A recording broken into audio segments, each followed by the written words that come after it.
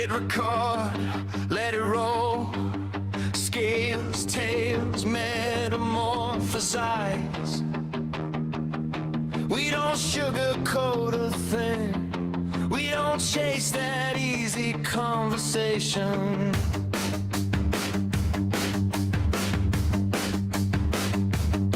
Real keepers in the chat. Habitat, vivarium, palladium. From the rack to the biotank. From the desert to the jungle. Cold-blooded conversation.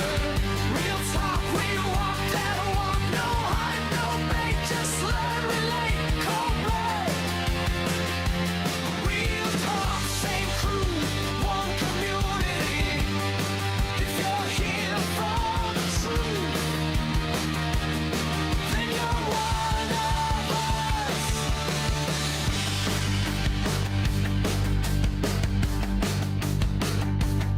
What's your venom? What's your poison?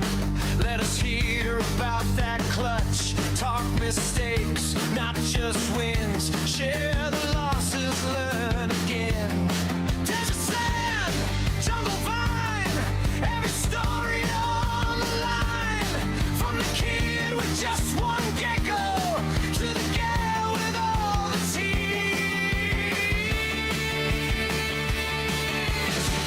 Cold-blooded conversation.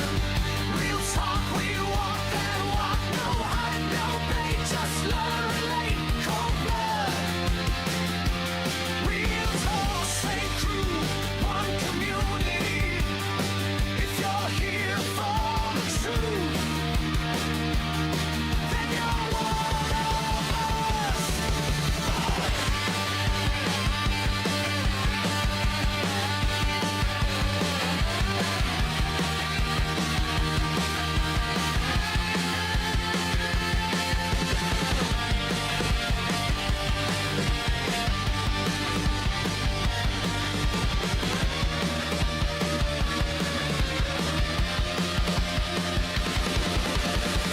Cold-blooded conversation.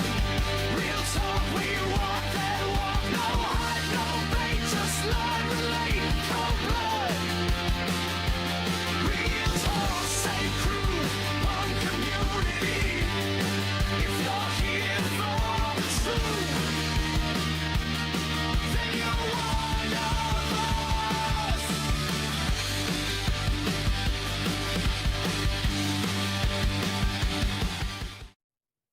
Good evening. Welcome back. We're in. Good evening, Andy. Good evening, Tim. How we doing? Good evening. How are we all? It's Friday Night Live. It is Friday. We've made it through the week, thank God. Been a long one this week. First week back at school for the kids, and he's been a terror. Tired, abusing me. So he has. So he's going to get knocked out if he carries on. Till next week, so Happy days. Tim, how's your week been? It's been good. I've worked a lot and I've spent a lot of time in the shed. Thank God the rains have arrived because it's just been blisteringly hot. Funnily enough, most of the rains have caused the humidity in the air has caused quite a few scorps to molt, which is nice. Oh, nice. Nice. That's what we like to hear. As you can see, everyone, we are joined by the outstanding Tim Baxter this evening, who is a scorpion specialist from the UK, hosting one of the very best species databases I've ever seen. If you haven't seen that, it is definitely worth going and checking out. We'll get into that a little bit earlier, a little bit later on. no, we can't do earlier, mate. No, we can't do earlier. No, we cannot. It's been a long week. Tonight is very much a deep dive into I'd have to fire up the DeLorean. the DeLorean. Yeah, no, I don't think I could do today again. Tonight is very much a deep dive into the world of scorpions, from husbandry and breeding through to taxonomy, venom, conservation, and where the hobby's heading. Tim, welcome to the podcast. Just before we carry on, very much. I'd like to say thank you to our podcast, our sponsors, the Reptile Keeper, supporting responsible reptiles and exotic animal keeping, one community. Well, we were in Fornalux, Truecomb and Lighting developed with reptile and exotic animal keeping in mind, and snakes and adders supporting the community just because. And I'm sure we are all mourning the loss of snakes and adders in the upcoming weeks. It's a big hit to the hobby, but also a very important one, seeing where Chaz is off to next, the next chapter of that. Tim, good welcome. Welcome in again. Before we get into scorpions and get into everything, for those that don't really know who Tim Baxter is, or just scorpions, or GeoScorps, do you want to give yourself a little bit of an introduction? Yeah, my name's Tim Baxter. I've been breeding scorpions for 33 years, 34 years now. Lots changed in the hobby. I've recently become, 2 years ago, I became a committee member for the British Tarantula Society to cover everything scorpion. I believe I'm the largest commercial breeder in the UK of scorpions. I've got quite a few species to my name that nobody else has managed to breed on this little island of ours, and I'm quite proud of that fact. And you should be as well. 6 UK firsts you've got under your belt? I believe it's 7 or 8. I don't have the paperwork in front of me. I know, tell me about it. But these things need breeding, otherwise. Oh, they do. Otherwise, we're going to end up. Future generations aren't going to be able to enjoy them. Simple as. It'll be the Emperor Scorpion all over again. Yeah, 100%. I can see the Asian forest scorpions, the heterometrus, going the exact same way. Because the numbers that they're imported, not just into this country, but Europe, the Americas, for the pet trade is astronomical. Is when we talk about the importing of scorpions, is it wild caught, or is it captive farmed, or is it from breeders abroad? I reckon 90% of it will be wild caught. Wild caught, and there's just no need for that nowadays in the hobby. No, there isn't. The breed that readily. I've got hundreds and hundreds of heterometrus babies in the racking behind me. Yeah. Okay. We'll just have a quick check-in with chat. We've had a few in chat nice and early today. So we've got Nat, good evening. Wayne Broomhall, Lee from Hellfire Herbs, United Inverts, Earth Tiger Adventures, Scorpion Finn 66. Mr. Pennell. United Inverts, That Man Never Stops, Bloody Scorpion Whisperer, that he is. And Rob has, where's the Mohawk gone?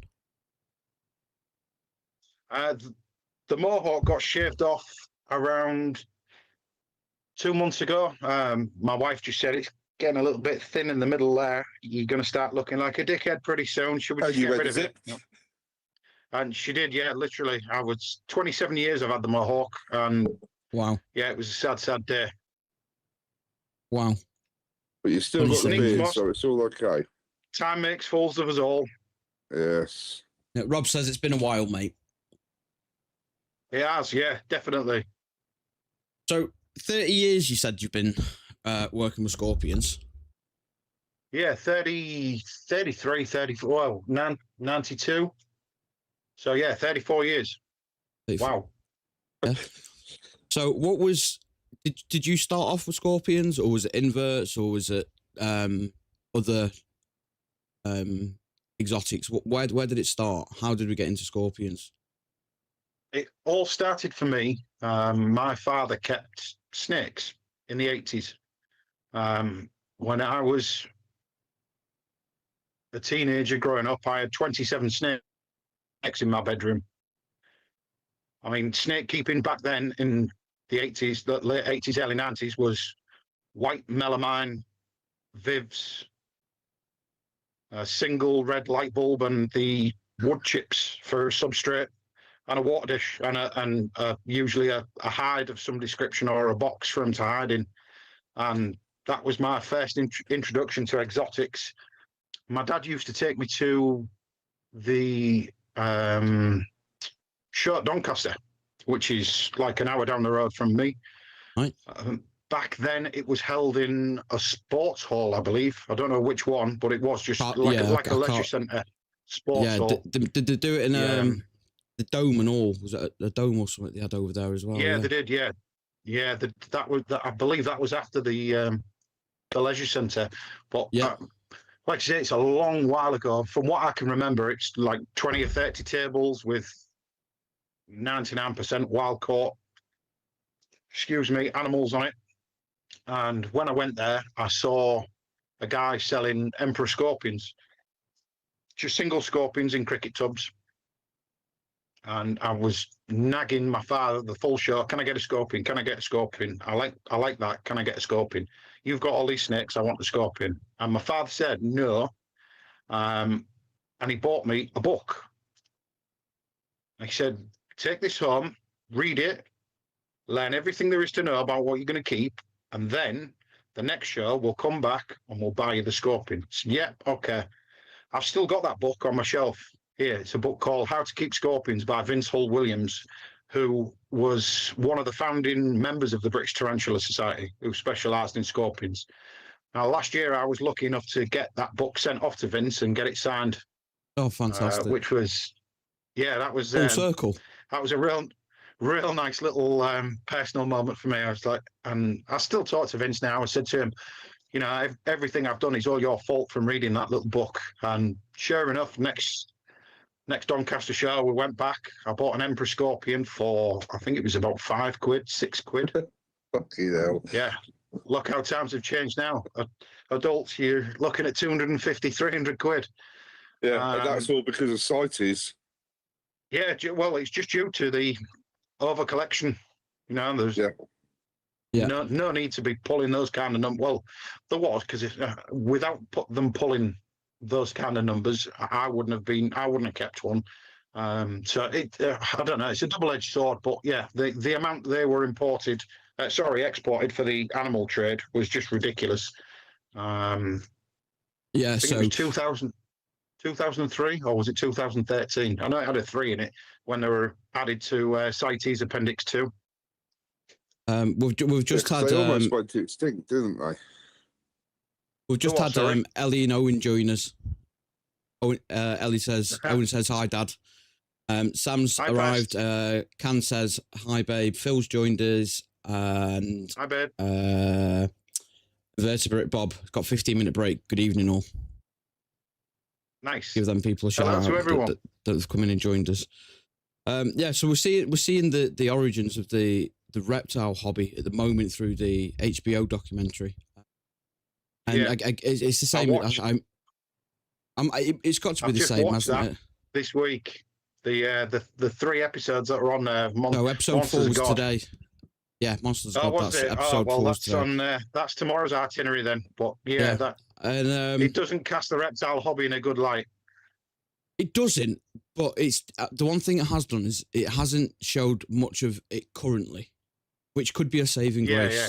Which could be a saving grace. Yeah, definitely. But I imagine it's the same for the inverts, that there's quite a shady past that goes along with it, and without those shady people, we wouldn't be where we are here as well. I hear it's Owen's birthday as well, so happy birthday, Owen. Yeah, it is. Yeah. My little lad's birthday. Already been out and spent his birthday money.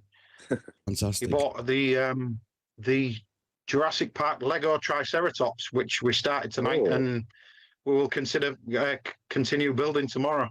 Oh, fantastic! Fantastic. So as I was saying, imagine the invert, the tarantula and the scorpion history is somewhat going to be the same, isn't it? That without the shady past, we wouldn't be here today. It is. We've all heard stories of people getting stopped with suitcases and things, and even smuggling today is rife. You get a lot of people taking, everybody wants the newest spider and the newest scorpion and things like that. But for me, it's all about bringing the scorpions that we used to have back to the forefront, like the flat rocks and the emperors and things like that, which were hobby staples, and everybody has a fond memories and a place in their heart of those. So that's what I've been mainly concentrating on. So Lee's just asked, could you touch on what's happened with the emperors? So Lee's quite new to the hobby and whole, so he's still learning, and he's in the hobby with his family, his wife and his kids, and they're a fantastic family, and they're just soaking up all the information at the moment. Yeah. So the emperor scorpions were massively over collected from Ghana, Togo, Ivory Coast, a number of countries in Africa. And because they were so readily available and so cheap, nobody bothered breeding them. And everybody thought that this could just continue and continue. But when you're depleting wild stocks like that, nothing is viable. CITES step in, and when they deem it necessary, they just stop all exports of a certain animal, be it a reptile, an amphibian, anything can be on CITES lists. And emperor scorpions were added to that a number of years back, nearly 20 years ago. So to find them in the hobby now is extremely rare. 99% of what are in the hobby now are captive bred, and that's where we come in. So is there zero quota then for emperor scorpion exports? Yeah, well, I believe there are a few that get exported, but again, it depends which country they're exported from. Some countries don't recognise CITES. I mean, Africa is a legal nightmare to get animals out of.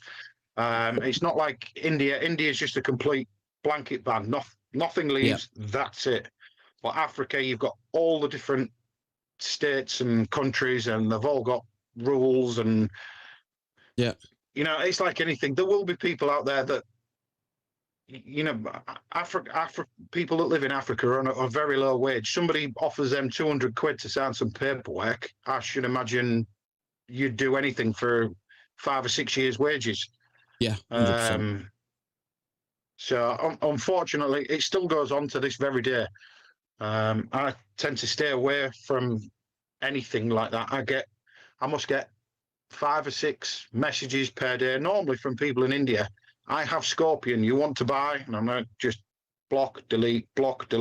If it's not that, it's venom farming. Would you be interested in buying venom? I'm like, no. Would you be interested in selling venom? No. Go away, leave me alone. This is not what I'm doing. No. Well, I got a nice email last week as well from I can't remember the guy's name. He runs a podcast in America, and it said, "Oh, we love the work that you do with scorpions. We'd like you to come on and talk about the rock band and how it's influenced your life." And I was like, "You have no clue what I do." Brilliant. Absolutely brilliant. Not the same thing. Scorpion Overload's joined us. Yaz is jumped in as well. Hello, my fellow dino nerds. And Liv Baxter says, "Hey, Dad." Oh, nice. Bloody hell, both the kids are here. Both the kids are here. And Yaz says, just to add to your workload, you get random messages from her on holiday asking for ID on scorpions. They all turn out to be the same. Always. Always. She always messages me when she finds a scorpion. Always. Well, she's a good egg. She's a good egg. She's pain in the rear end. Yeah, she is. Good egg. Good egg. I mean, so get back to drinking on holiday. Say again. So get back to drinking on holiday. What are you doing watching this? It's a free bar. She's all inclusive. She is all inclusive. All inclusive. She's got some great footage from today to share us when she gets back. She went horse riding. Ah, yeah, she told me. Yeah, I can't wait to see that. You've been framed special. Oh, 100%. So when we go back to this first scorpion that you then got, did you instantly know that this was where you were going to fulfill your sort of your exotics niche, that you were instantly drawn to them, or did you dibble and dabble a little bit? Scorpion, they've always had a place in my heart. I mean, in this facility, I've still got tarantulas and stuff. I think my next invert from that scorpion was a chili rose tarantula, which I kept in a glass tank with wood chip. I made a metal lid when I started my apprenticeship at work, and it escaped from that and was living free in our house for a couple of weeks, much to my mother's dismay. Brilliant. Absolutely brilliant. I'm petrified of spiders. Not my cup of tea. Not my cup of tea at all. What was it that attracted you to the scorpions specifically over other inverts or other exotics? Well, scorps have been around for a very, very long time. You're talking 460 million years, I believe the earliest fossil records are, which predates reptiles, amphibians, dinosaurs, trees, you name it. It's a very, very ancient lineage of animal, and it has remained virtually unchanged in all that time, which I think is completely outstanding. As the old adage goes, don't fix what ain't broke. Oh, Yeah. true. Nature created something that was a winning design, and it's stayed like that. I mean, it's outlived the dinosaurs, for Christ's sake. I have no doubt in my mind that scorpions and inverts and stuff will be around long after we've killed this planet and all died. They're too efficient not to be, right? Oh, 100%. You know, they can get away with 1 or 2 meals a year. They can withstand temperatures up to 47 degrees, which is lethal for, all animals and most other inverts as well. Spiders, ants, things like that will die. But scorpions just sit there and bring it on. Yeah, and also the other side of it as well, they can withstand low temperatures for a short duration as well. That would kill people. Yeah, they can. They can be frozen. There's a couple of species of scorpion I've read papers on which are tidal, which live on, on the beach and the rocks, like rock pools, and they will submerge themselves when the tide comes in and just stay there hugging a rock, and when the tide goes out, go about their business. Yeah, when we look at ourselves, where we need to clothe ourselves, we need to house ourselves, like we are just so fragile compared to a lot of these species that we all keep. When I say that that the herbs are just too efficient, I can't take any glory for that. That was a Chaz quote. So, but he's nailed it, hasn't he? But the scorpions are far too efficient for their own good. Yeah, they have been around for a long while, haven't they? I mean, I can pre-feed everything in this facility, and if need be, I could go away on holiday for 2 weeks, come back, and everything should be fine if I've put stuff in place without anybody coming in here and tampering anything. 2 weeks is nothing. Scorpions can go. I've got scorpions in this facility that haven't fed in 18 months. Yeah, watered all the time. What other species is doing that? You know, yes, crazy. There ain't many, is there? There ain't many at all. No. Memorable Misfit has just joined us. Hi, hope everyone's well. Hi, Tim. Hello. I did see a question from Scorpion Finn, and I'm absolutely going to butcher this. I'm no good with these names. So it's Androcnoctus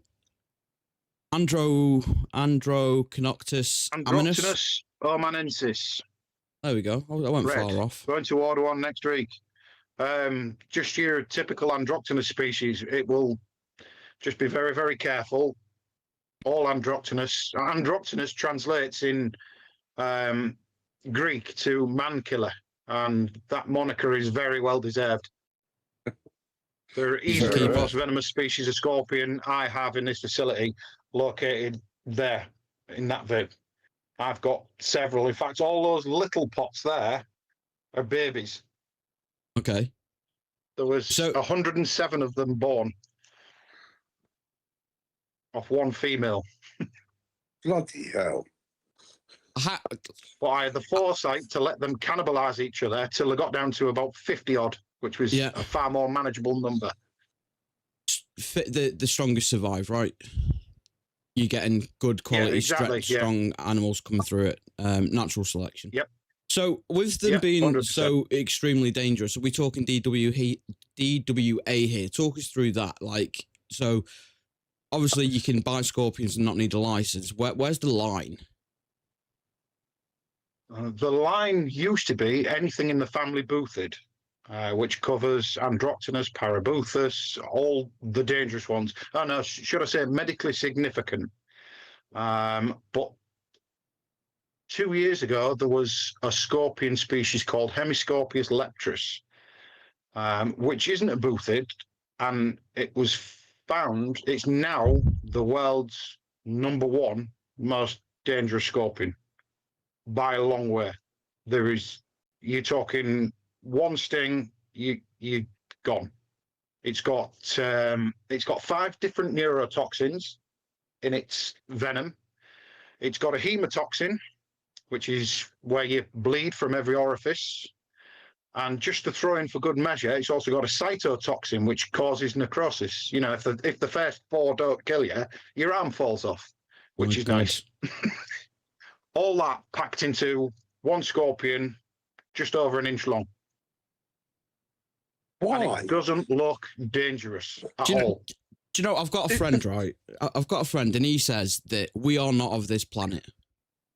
No. Because every other species out there, whether it be mammal, avian, reptilian, amphibian, they are all specialists in their native landscape. We do not fit in anywhere here. No, we don't. No. And when you hear something that big is going to melt your arm off, you're going to bleed from your orifices, and you're going to be dead within minutes. Like, we're not meant to be here, are we? It's clear. No, definitely not. Definitely not. And that is the one scorpion that is an exception to the rule, where small pincers mean really strong venom, because that, to the untrained eye, it looks exactly like the Israeli gold scorpions. You know, the little Scorpio palmatus that are prevalent in the hobby. It looks very, very similar to that. Oh my God. Yeah. So there's a lot of people who may even have them without knowing. No, the from there. I wouldn't say that, because a lot of these people that go out and collect them in the wild know what they're looking for. The locals will have known about this scorpion for a long time. It just took DEFRA a while to catch up. Fair enough. Madness. I mean, when I applied for my DWA license 2 years ago, it wasn't even on the DWA list. And I rang DEFRA and said, "Look, are you aware of this?" And they were like, "Oh yeah, we're currently fixing the legislation at the minute to include them." Like, all right, brilliant. Yeah. Multi Raymond says, "Evening, sorry I'm late, Tim." Thomas Lane says, "People are still selling them on eBay. H-Max being sold as a free gift with enclosure." And then Scorpion Overlord says, "What about a Hemiscorpius leptris? He's one of the dangerous." That's what I'm talking about, the Hemiscorpius leptris. Yeah. That's the one we're on about. Yeah, that's the one we're talking about. Madness. I just don't get why an animal that size needs that much potent venom. Who knows? Who knows? Because it's one of the mysteries of nature. Whatever it's preying on, it doesn't need that much venom to take it down, I'm guessing. It doesn't. I would say it's more defense. I mean, that video I sent you the other day, the bats With the bat, eating yeah. the Deathstalker scorpions. I mean, those Deathstalkers, they're called Deathstalkers for a reason. Yeah. Lurus quinquestriatus. They're the world's #1 or 2. That will do you some damage. If you have a low immune system, you're a child or you're elderly, forget it. It's game over. There's no coming back from things like that. Especially where these animals live as well. That obviously healthcare is not as good as it is in developed countries, and most things, India, Africa, Middle East, things like that, usually result in death because hospital is a 2-day ride away, and a lot of these native people rely on, what's the word? It's not homeopathic, like local remedies. Yeah. Yeah. Oh, you need the spit of 3 virgins on there, and you'll be fine. Homeopathic. That's the term, isn't it? Homeopathic. That's the word I was thinking of. Yeah. But you're not going to find that cure in Slough. No. No, not at all. Hull. Multi Raymond says, "Is that the real Tim Baxter?" It certainly is, and we have met him to make sure. We are minus a mohawk though. You'll have to go back and watch the beginning of it to find out what's going on there. Scorpion Finn says, "Could it be that it lives in arid areas and the prey has to be killed quickly so other predators can't get the prey?" Regarding the Leptorus. That's a very valid statement. Obviously, if food's that scarce, you want to make same as snakes. I mean, you want to make every single kill count. If it's the difference between eating and surviving and missing and not eating and starving to death.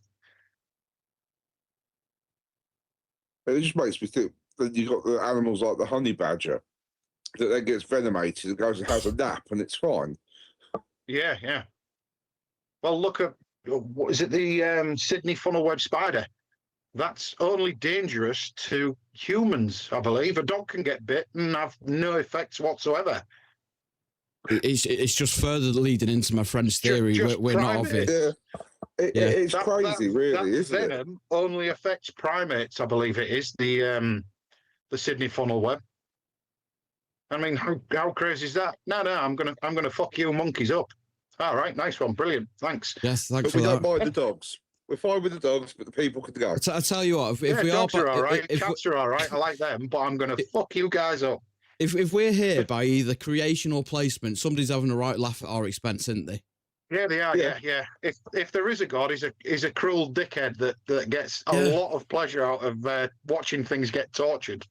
Yeah, 100%. And he put nearly all of the stuff in one country, Australia. Madness. Yeah, 100%. I'll put everything in Australia, and it's probably best if no humans live there. I'll make it that hot that it's uncomfortable. So you lot stay out of there. And we colonise the edges. Yeah, then we go and send all the inmates. Yeah, you lot stay over there. It's lovely. Not dead. Well, yeah, I mean, scorpion venom is ridiculously dangerous, but it's also the most expensive liquid on the planet. Drop for drop, I'm guessing. Yeah, well, guess how much it is for a gallon? Are we talking More tens than or I could hundreds? ever imagine. You get the 39 million. How much? 39 million. For a gallon? Per gallon. Why? For medical purposes, it's used. They're literally only just touching. I've got several books on this. They're literally just touching the tip of the iceberg of what scorpion venom is capable of. They use it. There's certain proteins in it they use to treat Alzheimer's and dementia. There's a certain protein in one of the scorpions I have up there that when you mix it with a dye and inject it into cancerous tumor, it will attach itself to it'll attach the dye to every single cancerous cell in that tumor so it can be removed on a cellular level. It's literally mind-boggling what they use it for now. And that's just 2 examples. I have 2 or 3 full books on this, on the applications of scorpion venom and what it can be used for. That's crazy. I think the medicine field is looking further into animal venom, aren't they? So the GLP-1s that are all the rage at the moment, that came from the beaded lizards and the Gila monsters, didn't it? Yeah. So there's more and more research being spent into the likes of venom and its medicinal properties. I'm guessing the other problem though with like venom from like your scorpions, your arachnids, you don't get much of a yield per milk. No, you don't. No. The amount of people that have messaged me, as I said earlier, saying, would you like to be part of a venom farm, or would you be interested in buying venom? No. And my answer is always the same, no. For me to produce venom, I would literally have to have tens of thousands of the same species, and everything would have to be done under clinical, a sterile environment in a lab, preferably, for it to be of any use. And yeah, I could possibly, but who the hell wants to milk 20,000 dangerous scorpions? I mean, God almighty, I can think of better ways to spend my time. I'll just get them breeding and feeding. That's enough for me. Well, then someone else Without trying to suck the venom out of them. Phil's just said it's a real shame Venom Tech had to close down. They were doing loads on medical research with venoms. Yes, yeah. Steve Trim. I mean, I get majority of the scorpions which they used to get now.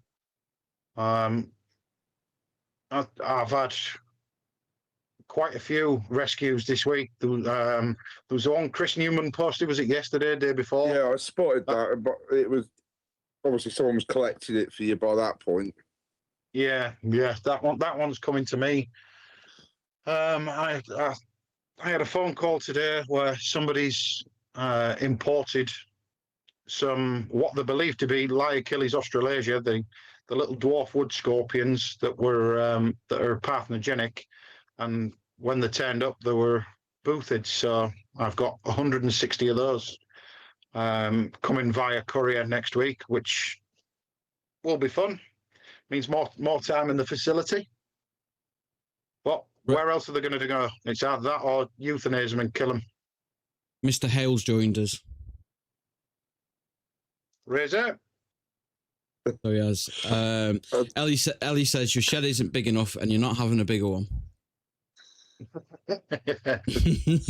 We'll see. We'll see. Famous last words. 2 words. Second floor. Oh, not taking up any more space. Not taking up any more space. Yeah, I don't need a bigger one. I need a taller one. That's what it is. Ray, hope you're well, pal. How's the hobby progressed from when you started to where it is now regarding tarantulas, scorpions? Is it a bigger demand? Is it less of a demand? People working together? Where are we at? Huge demand now. Since COVID, more people are buying inverts that require little looking after. There was a massive boom of inverts in general, be it isopods, mantises, tarantulas, whatever. If you can keep it in a nice little tank on the side and you don't have to go out and walk it, it doesn't take a lot of looking after, it just sits there quietly, don't need to interact with it. People like that.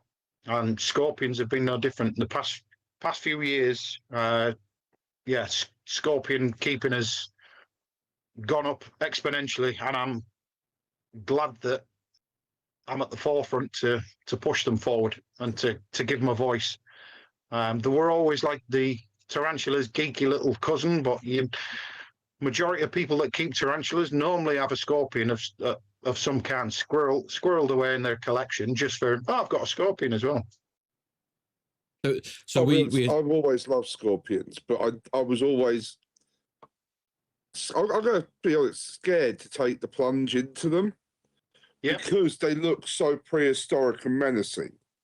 Yeah. And it's like the mouth part, the face, so to speak. Yep. When you actually look at it, is something out of a horror movie, purely because it's been put into a horror movie, and that's where I've seen it. They are quite brutal. But they are fantastic. I mean, I've got a spinnifer, and I fed it, and it grabbed the cricket and just bit the head clean off. I'm like, what the f? Yeah. Yeah, spinnifers are big. They're an aggressive, one of the more aggressive species of Heterometrus. There are others out there which I recommend for first-time buyers, such as Selenus and Lauticus. They're a lot more laid back, shall I say. But, I mean, what's the best scorpion I can buy to hold it? And my answer is always the same, don't. There's nothing in it for the scorpion, and you're either going to get stung or clamped with one of its fingers. I mean, I've had both. I've been stung a number of occasions.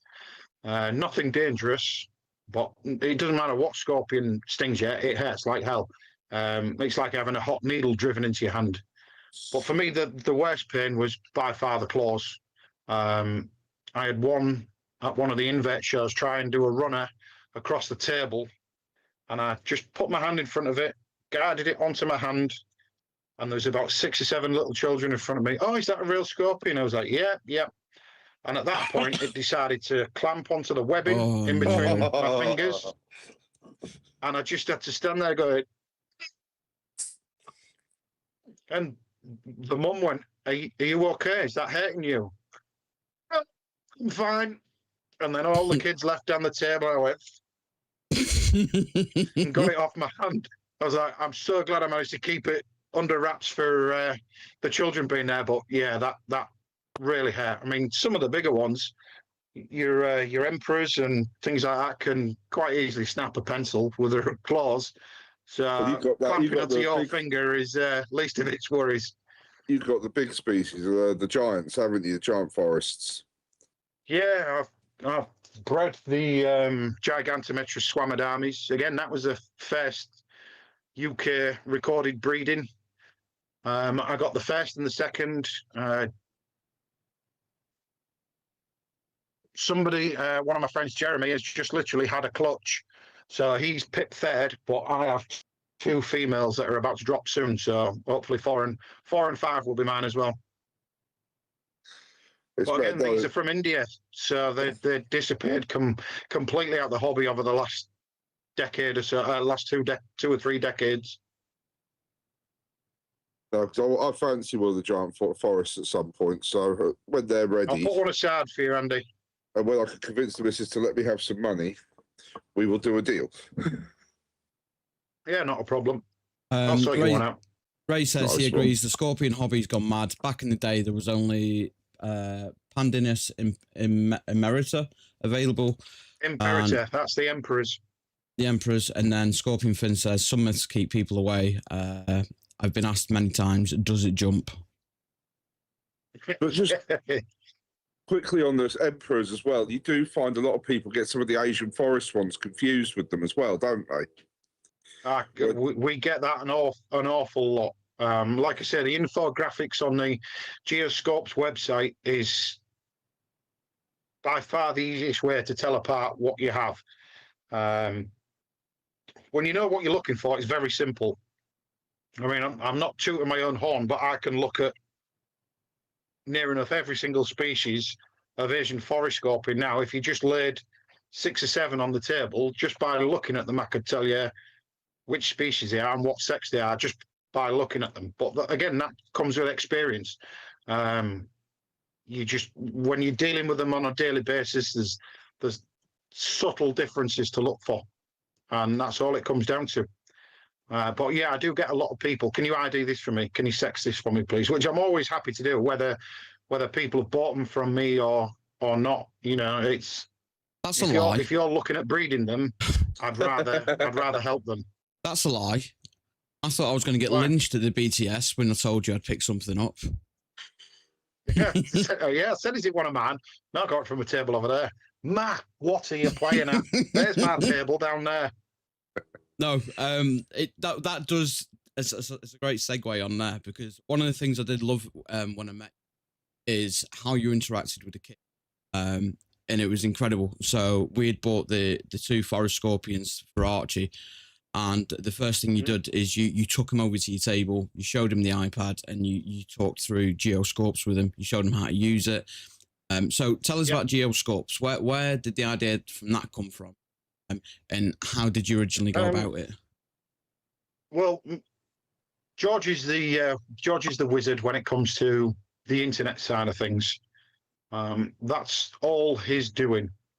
Obviously, I've been consulted and asked many questions. George has been in the hobby it's about six or 7 years now, but George had a lot of passion for wanting to breed. A lot of passion that I've not seen in a lot of people besides myself. It seems weird to say it, but I saw something in George with his enthusiasm and his passion, and he took very quickly how to differentiate species and things like that. Even if I'm 50-50 on a species, I send George a picture and just say, look, what do you think to this? And he'll give me his honest opinion. I said, well, yeah, I think it's one of those two, and you've gone with that one. So yeah, we'll go with that one. If it's a species I've never come into contact with or seen before, and there are quite a few, even for every day as a school day. I'm learning all the time. Yeah. I've got an extensive scorpion library on my shelves there, but I can guarantee you, every time I open a book, I'll find something new, something that either somebody's overlooked or something that somebody's forgotten about, and could be quite relevant in today's breeding and keeping. Yeah. So when you keep species for yourself, do you look for unusual behaviour, difficult breeding projects, taxonomy, geographical locations, rarity? What's your, so other than given access to the hobby, where does your sort of real passion and your second passion and interest come from, if that makes sense? My main passion, I'd say, is getting like I said, the rarest species, or the ones that were a staple in hobby and no longer are. There's no reason why they shouldn't be. It only takes a little bit of care and knowing what you're doing to produce clutches. It's difficult with some species, such as the Arizonensis. Now, every single desert hairy scorpion in the UK for forever, as far as I know, has been wild caught. Every single one. Oh, this is the interesting one. It's like about the diet and everything, isn't it, as well? It took me 11 years of trial and error to breed them. And as far as I know, I'm the only person that's bred them in the UK. Several people have contacted me. There was a guy from the Philippines saying, oh, I've bred them before. Like, oh, brilliant. Do you want to share any information? But he sent it all through in his native language, and I was like, I tried running it through ChatGPT, and it just made no sense whatsoever. No. I believe there is a guy, one of my contacts at the Dutch Scorpion Society, Geron, told me that he knows of somebody that's bred them, and I get a lot of American people saying, oh, we breed them all the time. But what I suspect to be wild-caught females that have just birthed, obviously they're in their native country. But as far as I know, nobody has even managed to do that in the UK, get wild-caught females and have them go full-term. Like I say, breeding them, it was no difficult than any other scorpion. But getting the females to go full-term for, I believe mine was 13 months, 14 months, and then birth is a completely different story. The amount of times over the past 11 years I've had females get to 8, 9 months, and I'm checking on them, and they're literally just birthing slugs and eating them one after the other.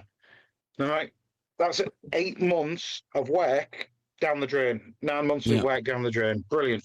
Back to the drawing board. So I've read a couple of papers about desert hairy scorpions, and in the wild, 60-70% of the diet is other scorpions. The smaller Smerringerus species and the Paravagivis species, a number of these I have in this facility. So it occurred to me, if we can't breed, or we can breed them, but they're not producing the young, something must be missing. So I went down the train of thought that they must be getting something from catching and killing these other scorpions, some sort of ingredient or protein or something that they pass on to the young to bring on the next generation. And then it said 60-70% of their diet is other scorpions. I mean, it could just be seasonal. I don't have this information. I don't imagine there's any research going on at the minute as to what these animals are eating at any time of the year, but they could eat anything they find for the first 6-7 months and then think, right, the embryos are developing inside me, it needs these, and it goes and starts catching other scorpions. This is all conjecture. But I'm in a place where I have animals just die, be it old age or they just give up the ghost, something. So I've been feeding my desert hairy scorpions, as they would naturally eat in the wild. And yeah, 2 months ago, was it? First ever breeding of this animal in the UK, which I must admit that was to put 11 years of work into it and go, fucking yes, when I walked into the shed. In fact, my missus came running out of the house and went, are you all right? Have you had an accident? When you're not going to believe this, you went, oh, is it scorpion porn? I went, yes, it's all right, love, just forget about it. I'll text somebody who cares. Yeah, 100%. But you know, it's finding that project or that species or realizing you've got a goal to do it, like seeing that come full circle, fruition, like it's got to be an immense feeling. It's got to be. It was, yeah.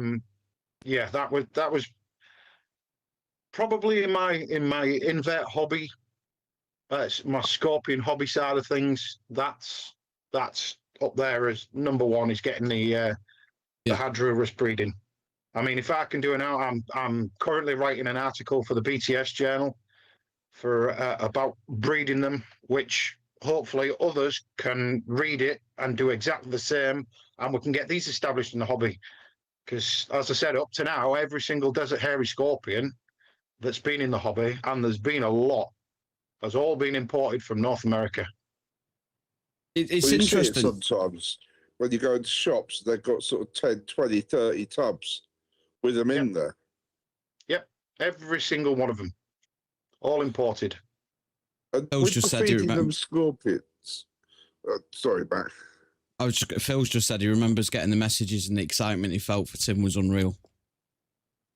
Yeah. I messaged Phil straight away and went, look what I've done. No fucking way. Yes.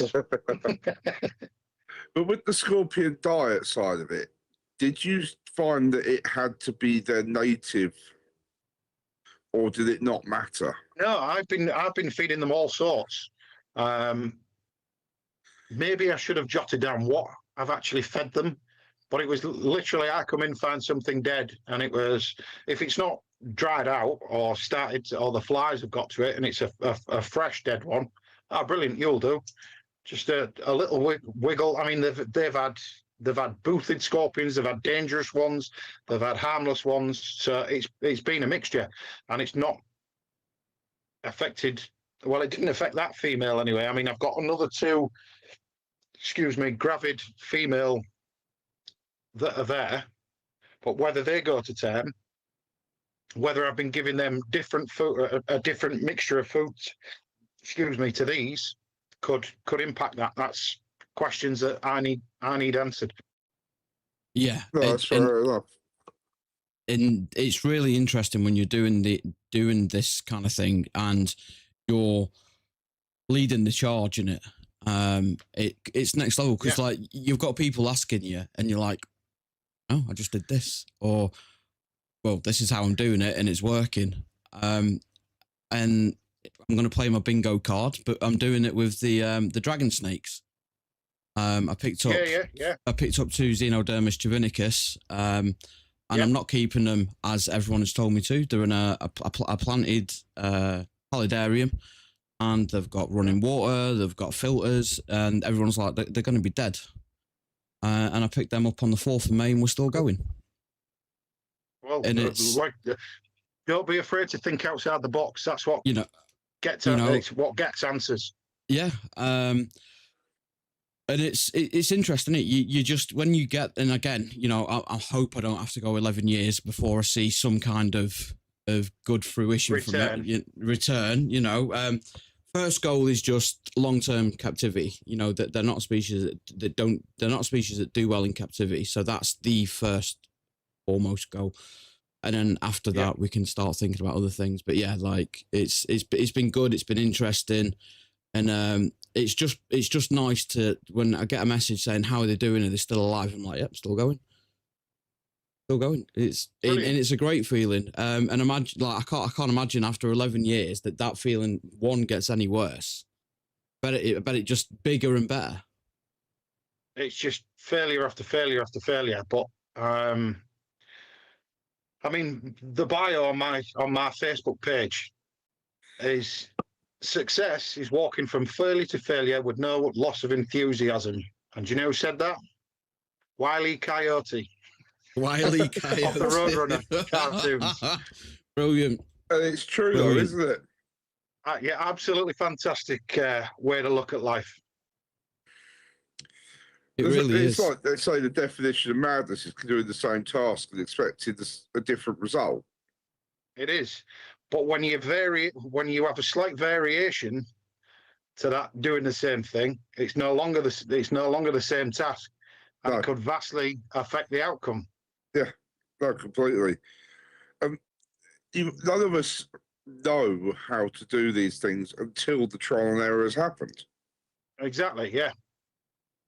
It's a great feeling, isn't it? When you're seeing some success. You know, every time I see the dragon snakes eat, I'm like, fucking hell. They're still going. Yeah. You know, so I can't imagine how it's going to feel if I get to the point where I'm able to consider breeding and I get to that point and see it. You'll be the first person I message. Yeah. Tim, listening to you on the podcast kept me going. Is the proof. Yeah. You could just go in there one day and there's a clutch of eggs and you're like, holy shit. Yeah. You know, that would be like unreal. I don't know what I'd do. I think I'd die. I'd go and put the lottery ticket on for where's sure. the incubator? Yeah. He'd have a heart attack and then I'd go that chip. I don't even know how to incubate them. There you go. They'd just stay there. Honestly, because they're such a temperate species. They're so low in temperatures compared to everything else. They would just stay there. I don't know what I'd do. How have you managed to keep on top of it with a recent heat wave? Water bottles, frozen water bottles, and my mate's got a M.A.D Reproduction. They're horrendously bad, but it's managed to keep it to just under 25, which is the higher temperatures. Nice. I'm hoping this year aircon in here, and then I can get the whole room cooled down. I did go to pick one up this year, but the one that I wanted was sold out, so I thought we'll get this year out. Yeah, aircon units are in notoriously short supply. I've got two here with me. The company I work for can't buy any while the end of September. Yeah. And that's an industrial company that's been running decades that buys them on a weekly basis, hundreds and hundreds of them a year. But they're in that short supply that just can't keep up with orders. The machine marks have got a back order until October for them. Yeah. Yeah, so that's just the crappy little thingy ones. Yeah. Not the plumbed in with nitrogen ones that you stick on your side of your house. I look after a friend's collection when he goes. I say I look after it. I check in on it because again, we've got efficient animals that don't need a lot of stuff doing, do we? So we go and check in. Yeah.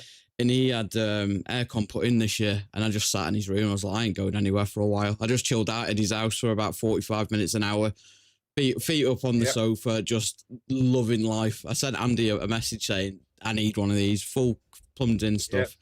Yeah. Absolutely brilliant. Absolutely brilliant. My knackers out stuck to my legs. It's fantastic. That's it. You don't have to peel yourself off the chair, do you? No. Yeah, that's the life, isn't it? That's the dream. I think we're sad when that's what we're looking forward to. Isn't it? Let's be honest. We're in East Yorkshire. We don't get sunshine. The past few weeks, it's been horrendous. I mean, it's all right for an afternoon. Oh, nice one. I'll put the barbecue on and the kids can have a water fight in the garden. Yeah. But then after like 3 weeks of it, you're like, God, this is so draining. Now, can't we just have some drizzle?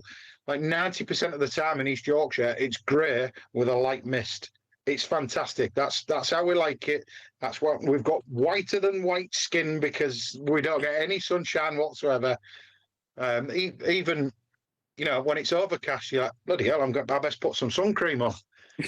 That's what it's like in East Yorkshire. The missus is from Irish. The missus is from Cowling, just outside of Skipton, so she appreciates it as well.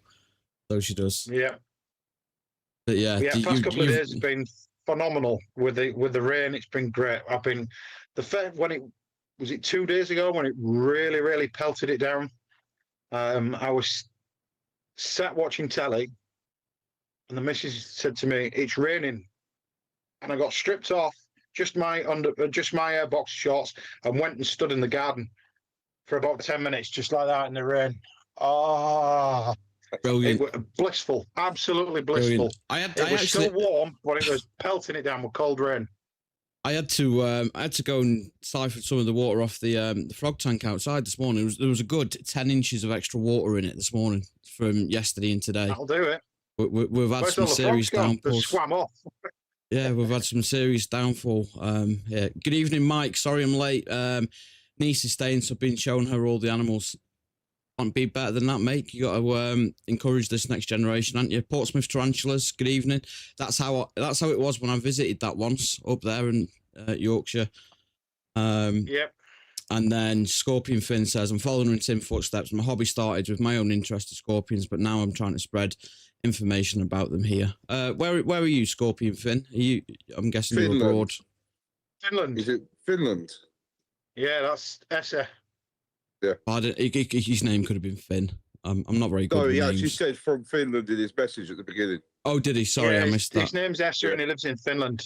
Oh, Nice welcome guy. in. He's Welcome in. I've kindled his passion for scorpions, shall we say?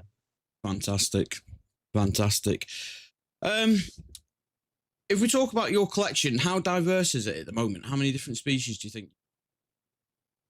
The last count, it was 73 different species. Great. And Wow. then just short of 500 Is individuals. that adults or is that? Because I imagine That's adults. That's without the babies. Yeah. Over the past few weeks, I've had a number of babies. I should imagine it's up to about 700 or 800 now with all the babies, and I've got more arriving all the time. Yeah. How important is accurate record keeping when it comes to breeding scorpions? Are they affected by inbreeding? Is fresh lineage important? Because again, when you talk to people, you hear that reptiles, that the lineage isn't a problem. They don't suffer from inbreeding the same way mammals do, and reality is it's still not great, is it? So how important is it within? It's still not. Well, in vets, it is a little bit different. Obviously, there are a lot simpler animals when a species' goal is to survive no matter what. No matter what species you are, you want to propagate and bring on the next generation. Inverts, obviously, their genetics should be affected by. I've never had a problem with inbreeding. I've bred brother and sister before. I wouldn't do it long term. Wherever I can find new blood, I will add to it, especially with the rarer species, because there's just literally not that many of them in the hobby. So I've recently set up a WhatsApp group, literally just for breeders. Yeah. If you have, say, an adult male scorpion and, well, I need new genetics, especially the rarer stuff. Do you know what? I'll lend you my male, you lend me yours. Bosh, we'll get them paired. That gives a whole new pool of genetics opened up, a lot more viable embryos. This was one of the points I thought with the desert hairies as well. Could it be like bad genetics why they were into breeding? Why the embryos weren't developing. But with every single one being wild caught, it's almost impossible that those two animals that I'm pairing in my shed will be related. Yeah, almost impossible, because there are literally hundreds of thousands of them in that one section of the desert where they're collected. Yeah, so, the probability is null and void, isn't astronomical. Razor says, do male scorpions mature quicker than females like tarantulas? No, not that I've found. Males and females live the same amount of time with scorpions. It's not like tarantulas where the males die off after 2 years and the females sat around for 15, 20 years waiting for other males. both males and females live at roughly around the same amount of time. It's negligible, and they tend to grow at the same rate. Excuse me, seem to grow at the same rate as well. I mean, all of mine are fed and watered on a 2-week rolling rota, but I've not noticed that males grow quicker than females, and I've raised quite a few scorplings up through adulthood. No, it's fantastic. Really good. You said earlier, obviously, you got your first scorpion as your emperor, the wild caught one at the show. Yeah. Obviously, I'm guessing it's passed a while ago. Oh yeah. Oh, But God, did yeah. you That keep was it? the dead one. No, I didn't know. I didn't even know you could pin insects and things back then. No, that will have been. I think I had it about 3 or 4 years. But I mean, it was an adult when I bought it, so you got I had Yeah. no idea how old it was. No. Just a random wild caught adult. So yeah, I mean, again, that's another one of the reasons why I push for so much captive breeding. I can all the scorpions I sell, the babies, I can tell you when they were born, exactly how old they are. There's no parasites. They're eating well. Whereas the amount of people that contact me, I've bought a scorpion from the show. I've had it 3 days. It's dead. What went wrong? I'm like, I don't know. I don't know. It could be any number of things. It could be parasites. It could have been old age. Did you just buy the biggest scorpion you can find? Yeah. I saw it and I thought, well, it could be old age. It could have just been its time. You know, some of them don't acclimatise very well.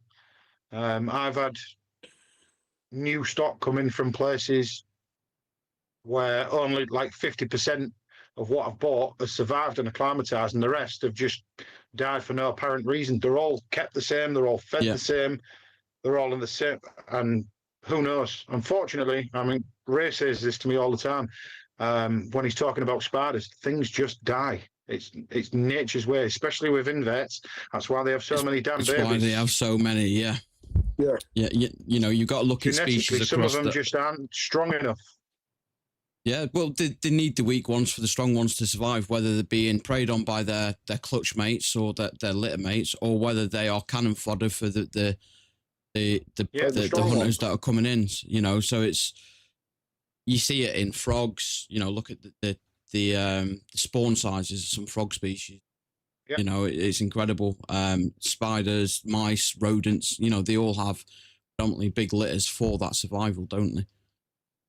Yeah, of course they do, yeah. It's just, again, it's only humans that really adapt to this. Even other primates, and think, you know, how many get picked off by predators and stuff, and naturally in the wild, it's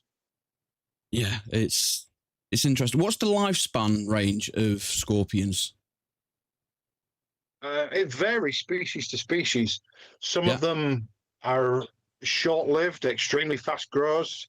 I've got several species of tropical boothid scorpion, Titius and Lycus species that will be adult in 7 months from being born and live 2-3 years max. And then you've got the flip side of the coin, such as the flat rocks I've just bred. They'll take 12 years to mature, and they'll live for 25 years with the right care. And do you find that you find that size matters? Did the bigger scorpions live longer, or did the smaller ones that live shorter? Yeah, the big ones tend to live a lot longer. The small ones seem to be picked off and breed a lot more readily. Yeah, they produce a lot more young. They grow a lot quicker. But a small scorpion is far easier for a bird to take down than, say, an 8-inch Asian forest scorpion that's crawling on the floor. Yeah. Portsmouth Tarantulas just said, we obviously do mainly tarantulas, but wild caught stuff, we always hold it back for 4 to 6 weeks. We won't sell them until we see them feed multiple times. Wouldn't it be sensible to do the same for scorpions? Yes, I mean, I quarantine everything that comes into the shed. It's kept a few shelves away from anything else because there are parasites, there are pests that will live exclusively on scorpions. You get scorpion nematodes. They're very, very different to tarantula nematodes, but it's for me to get nematodes in here, that's the possibility of 700-800 scorpions going belly up. And all of a sudden I've got no more animals and all my work's been for nothing. So prevention's far easier than the cure, so to speak. Yeah. I quarantine all my stuff. Again, you do get stuff dying. I've never had a case of cordyceps or anything like that. And I know of people that have bought tarantulas that have been infected with cordyceps before. That was very strange. I've seen tarantulas that have been infected with, not infected, parasitized with wasp larvae and things like that. Yeah. That have entered the hobby. Obviously unknowing, you just think it's a perfectly fit and healthy tarantula. And you get up one day and it's exploded and there's 3 big fat grubs crawling around the enclosure where the tarantula was. So it's far better for me to quarantine stuff, especially with a big collection. If you've just got a scorpion or 1 or 2 scorpions, you're probably going to be okay. Yeah. Sportsman's Tarantula says nematodes are spread by photoflies. No, we keep all the wild caught stuff at home whilst quarantining them just in case. Forrid, not photos. Yeah, forrid flies. That'll be predictive text. Forrid flies. But again, there are species of scorpion nematodes. I've never come across them ever, thankfully. But for everything that's alive on this planet, you can bet a pound to a penny that nature's devised some ingenious and usually horrific way of keeping its numbers down. She's a bitch, isn't she? Yeah, it's currently I'm sat watching The Last of Us. I've never seen it before. I've never played the game, and I'm really enjoying the series. The idea of mycelium is worrying, isn't it? Yeah. That is worrying. And we know there are parasites and myceliums that do that, that take control of the host. So it's not far-fetched as what it seems.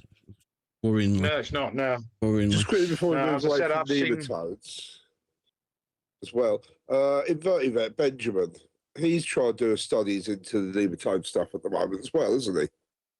Yes. Yeah, I talk to Ben Kennedy quite regularly. He's writing a book on scorpions at the minute, and he's been consulting me for information and things or clarification on things he wasn't sure of. But it's just my 2 pence worth, what I've found to be true through what I've done. But like I've said to him a number of times, don't take it as gospel. This is just what I found out through my research and husbandry. Because he was saying basically, if you know anyone who's got anything with nematodes, to try and get it to him before it perishes, because he wants to look into ways of curing it, for want of a better word. But without living samples, he can't. Yeah, it's a death sentence for spiders anyway. So it's going to die. Your only options are to kill it or send it to somebody like Ben that can further studies in the field in it, and maybe one day get a cure where it's it could just be something really simple that we need to do to them, but without live cases, we won't. Good night, Portsmouth. Husband snoring, dog snoring. I should probably head to bed. Night, Danny.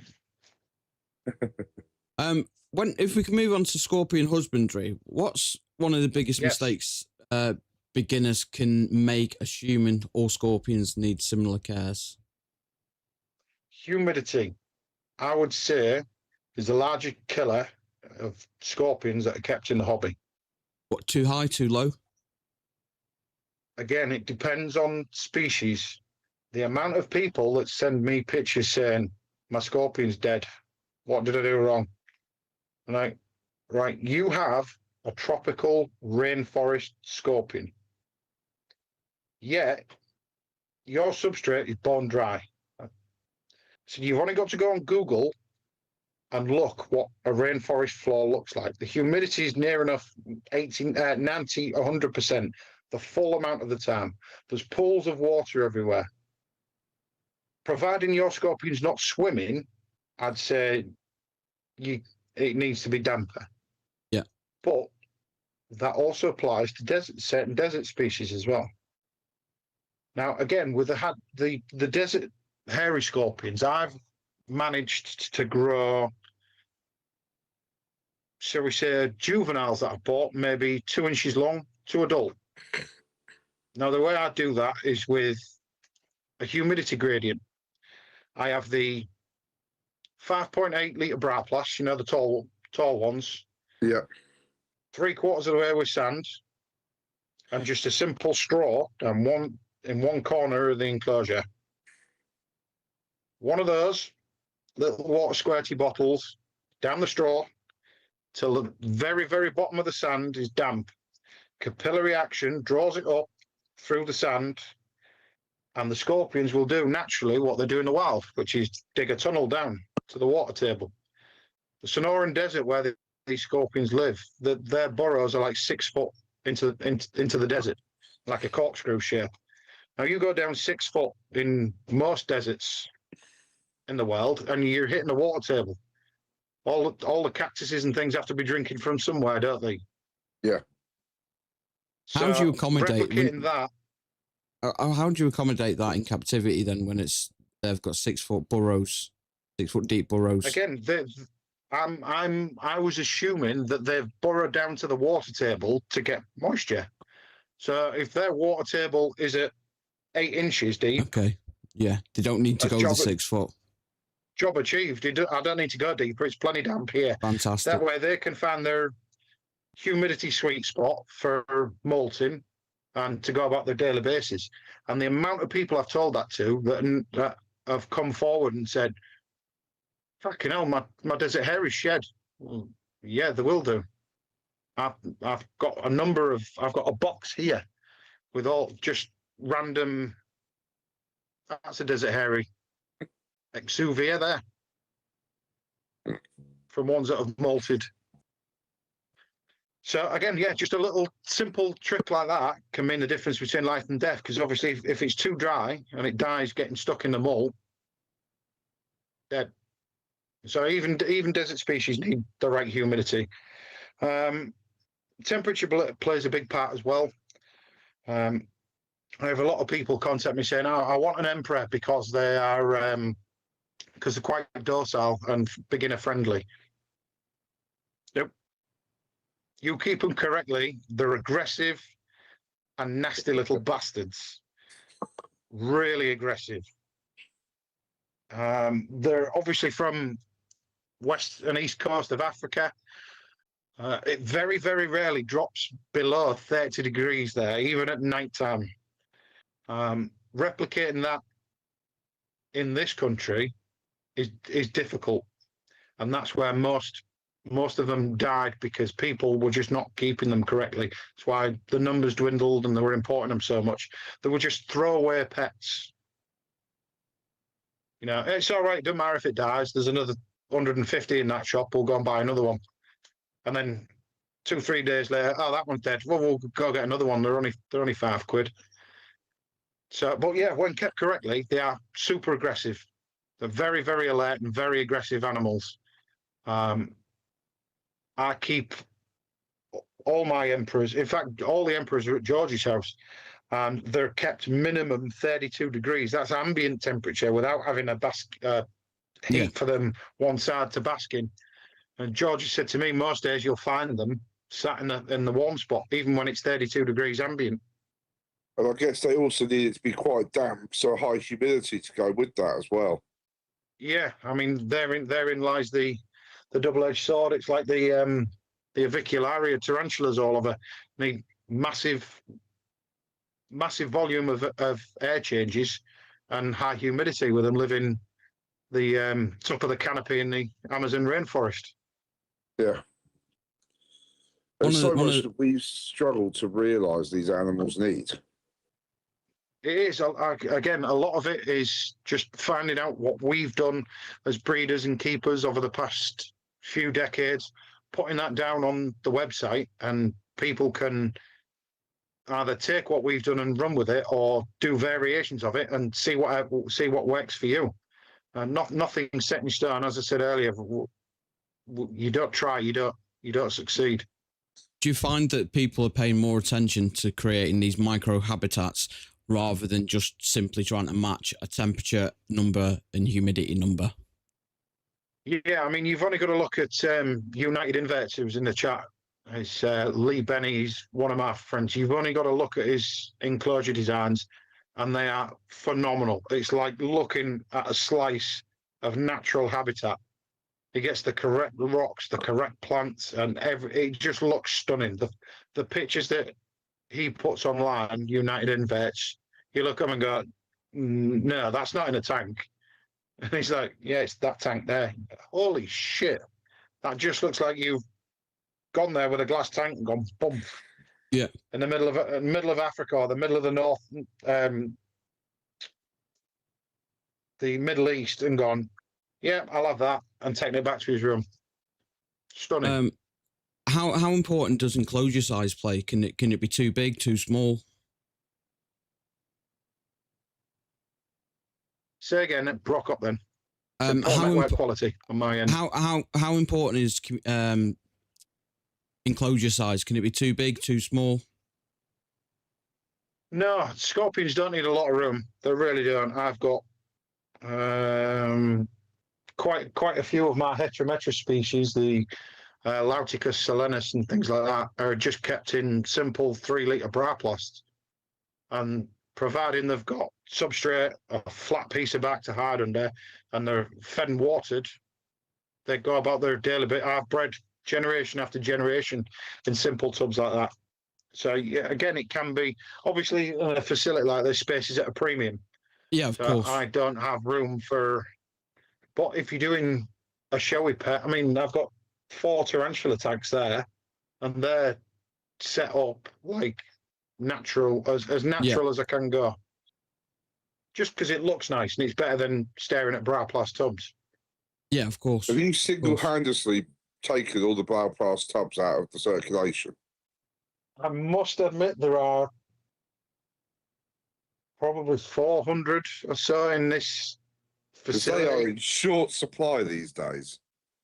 I did go through a spell of every time I saw them available on Swell Reptiles, I went, yeah, I'll have those. And I just bought 100. Yeah, I'll have those. I bought 100. I mean, as you know, after a while, they get quite brittle, especially when they're exposed to 30-odd degree temperatures on a daily basis. So some of them break. In fact, when I was feeding and watering the dangerous ones, the Boothids, last week, I watered one of the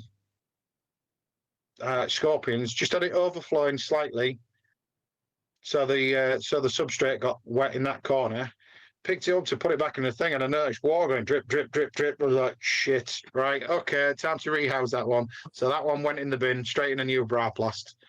But now, you can't take, especially with the DWA, you can't take that risk. No. I mean, everything's quite very, very secured in there. But touching on still the DWA again, you sent me a video a while ago of one of them feeding, and the speed of those bastards is unbelievable. Very, very different kettle of fish, the dangerous ones. Thankfully, they can't climb plastic or glass like tarantulas can. Smooth surfaces prove a massively difficult obstacle for scorpions, which is good when you're dealing with things like that. But I do have protocols in place. I don't do anything just on the table.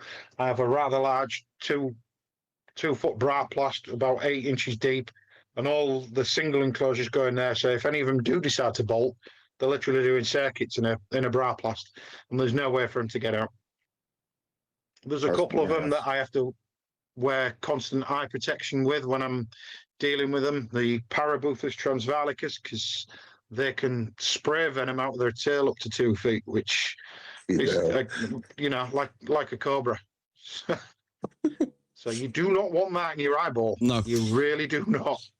Earth Tiger says, nice one, Tim. I've got work tomorrow, so heading to bed. Great interview. See you later, Mark. All the best, mate. We still need to get in touch with Mark. We do. He's a good lad, is Mark. Very good lad.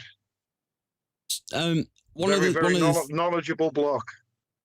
Yeah, we didn't manage to pin him down at the BTS, so it's definitely someone that we try and pin down. When it comes to scorpions, they're portrayed as quite, I think, simple creatures, aren't they? Simple ambush predators. But how complex can the behaviours be? Behaviour-wise, very complex. They say they make fantastic mothers. Most reptiles and stuff don't even care for their offspring once they're left to fend for themselves. That's the beauty of eggs. But all scorpions produce live young, and they do care for their young for quite a considerable amount of time after birth. So much so that they'll catch and kill food for them. Defend them. It's quite endearing to see little animals, with obviously no sense of feeling or brains or emotion or anything, that have it hardwired into them to protect their next generation at all costs, and even provide food and things for them, safety, food, and yeah. I've only got one species of reptile that will do that. The tokay geckos. Everything else is just a chemical interaction saying protect these eggs. And then after that, the young come out and it's fair game. Some reptiles will even eat their own young, won't they? When 100%. Everything we've got, other than the tokays, we remove the young from if we get any eggs or babies appear. Yeah. The tokays, like, they're the only ones that do have a paternal and maternal aspect to it.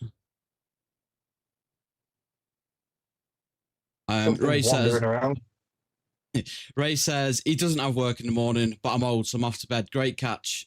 Great chat, Tim. Catch up in the week. See you later, Ray. Right.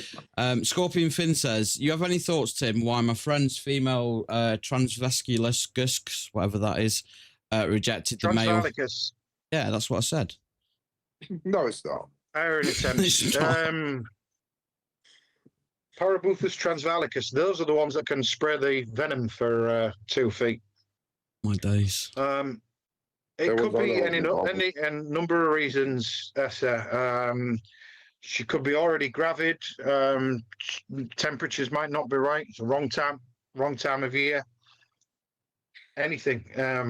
There's even research into that factors like barometric pressure can not make them pair. They're waiting for a drop in barometric pressure before and how a little scorpion like that manages to pick up barometric pressure is beyond me. But they seem to have more finely tuned senses than we do. Everything does, doesn't it? Like it's one of the things with the royal pythons, that they know the storm's coming, and you see the different behaviour. Yeah. The males, they're out, they're looking for the females. It's they sense it, don't they? I was actually talking to a friend today who was saying that she sees a difference just from taking her animals from the inside of her reptile shed to the outside to getting the fresh air, the unlimited free UVB. She says it's an instant change in the animals the minute you take them outside. Yeah, I mean, Martegu used to love being out in the garden, Bobby. Any available opportunity, providing it was warm enough, he'd go outside, he'd lay on the plastic slide my little lad had, just because it got really hot. So he'd go get flaked out on there, lay there for half an hour, 45 minutes, and then he was off around the perimeter of the garden looking for snails to eat. Yeah. And it's, they pick up on some of the smallest. Liam from Snake Stations just said, Veranda's going nuts if you take them outside. just them small nuances, the changes that they are ever so susceptible to pick up that we just haven't got a clue about, you know. No. I mean, on a scorpion level, I've noticed that having this facility at the bottom of my garden, quite a lot of the animals of their circadian rhythms now in with the British weather. The high temperatures over the past couple of months, while we've had the really hot summer, has just kickstarted everything to molt, literally everything. Now, I've had no extra heating on, and it's just been left to its own devices. It's been warm enough for them to be comfortable on a night time, and it's been, frankly, too hot even for me to work in the shed. Majority of work I've been doing over the past few months, I've been studying in my underwear in the shed. God knows what the neighbours think looking through the windows. He's in his pants again, looking at them bugs.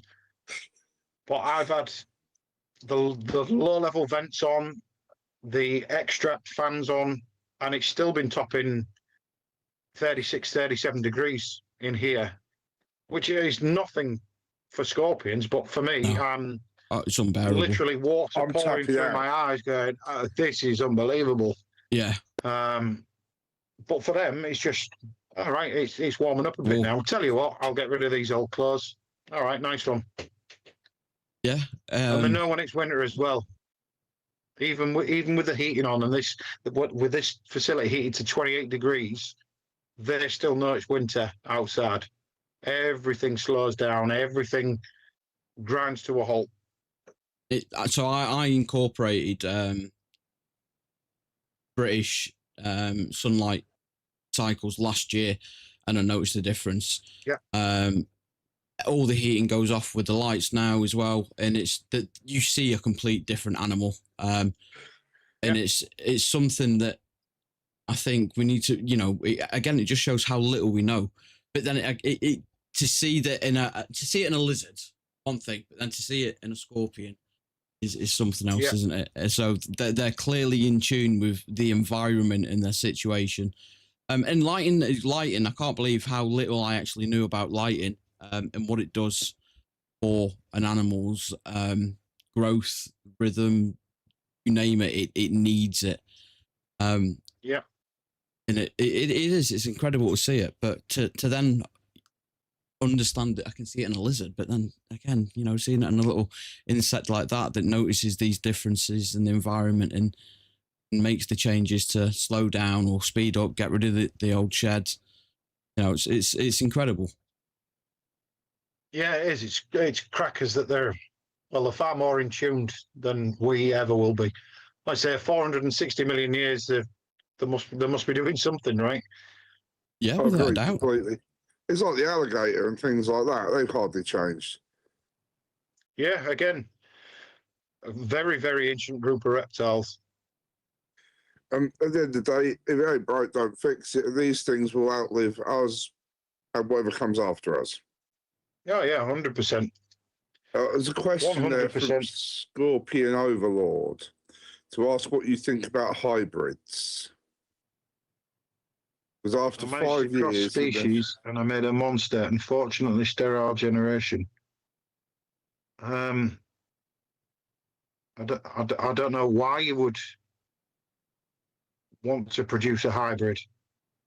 That's monstrous. It's not something I am particularly fond of. Hybridizing any animal. I work with a lot of taxonomists, and all it's doing is muddying the waters. I don't know why. I can't see an upside to producing hybrids. I really can't. The natural world's diverse enough without people trying to do things like that. It may come across as blunt, but it's something I feel quite strongly against is hybridizing animals. I think it's quite a clear cut, isn't it? You get people that don't think it's an issue and people that like absolutely not. I don't. I'm sort of sat in the middle of it to a point. Whereas I feel that if it can hybridize through natural occurrence in nature, That's one thing. But if we have to pick a species from one side of the globe and the other side to put them together to hybridize it, why? Yeah, I mean, I'm old enough to remember people trying to breed corn snakes and rat snakes, and why? There's enough snakes on the planet without people trying to do this. Yeah, I stay well clear of any hybridized animal. I don't condone it. I don't think it's a good thing to do. Like you say, naturally occurring hybrids in the wild is one thing, but you putting two different species of any animal together and hopefully that it creates something. Look at the mess with the ligers and things on Tiger King. Jesus, I mean, they are basically Frankenstein's monsters. They're not designed to look like that. I don't understand why they wouldn't live in the wild, would they? They'd be dead. No, Actually, just I'm going to stop you there. There is records of them having been a natural, and there is one that has survived, and because of that is why they started trying to reproduce it in captivity.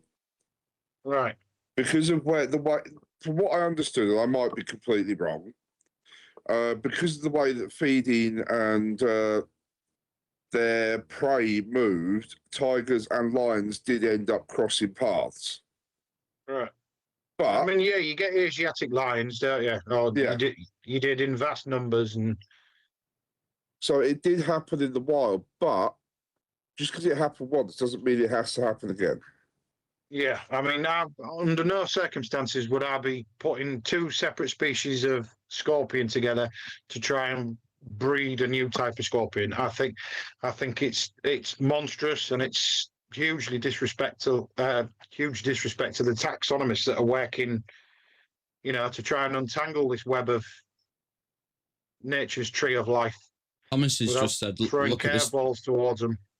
Yeah, Thomas has just said, look at the state of some dog breeds in comparison to wolves. People should leave them alone. I think you don't even have to look as far as wolves. I think you just need to look at a breed and how in the standard it should be set. I'm doing the dog thing again. No, you be quiet there, Andy. He got in trouble. But when you've got, it's called kennel blindness, isn't it? When you've got a breeder who's breeding for a specific trait within a breed, and they're forgetting what the purpose of the dog was. And I think the big one that comes to mind is obviously the sloped back German Shepherd that we seen a couple of years back on Crufts, running around the ring, scared, just not fit for purpose, and when we can't get the individual breeds right, let alone crossing them, it's difficult. I like the look of some hybrids, but it's a sheer vanity thing.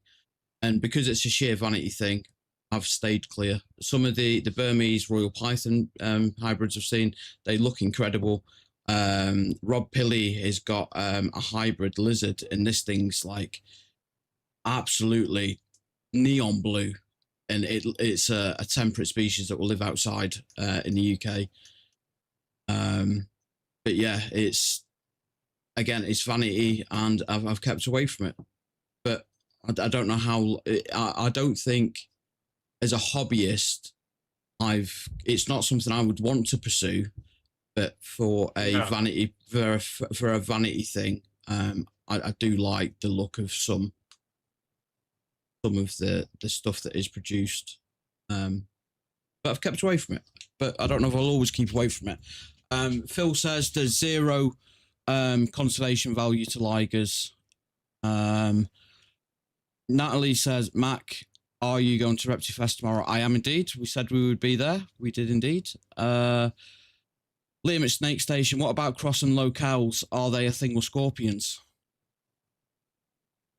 Again, locales, I've bred definitely same species, but different locales before, just simply due to there not being any other species to breed them with. But since I've done that, I have learned from several people that there is even a possibility, despite the fact they are now classed as the same species, there is nothing to stop them in the future been given a brand new species heading. So I've done it a couple of times, and for the same reason as why I wouldn't breed a hybrid, I won't do that again. I'd rather just keep them as individual animals and not breed them if they're from different locales, just because it could be muddying the waters, and I don't know. If there's an option of me muddying the waters, I won't take it. Simple as. Yeah. It's an interesting topic to cover, though, because not many people want to step into it. Not many people know how to open the topic. And it's your blunt response isn't you're an arse, you shouldn't have done it. It's this is how I feel on the matter. Just to make it 100%. Clear to other people.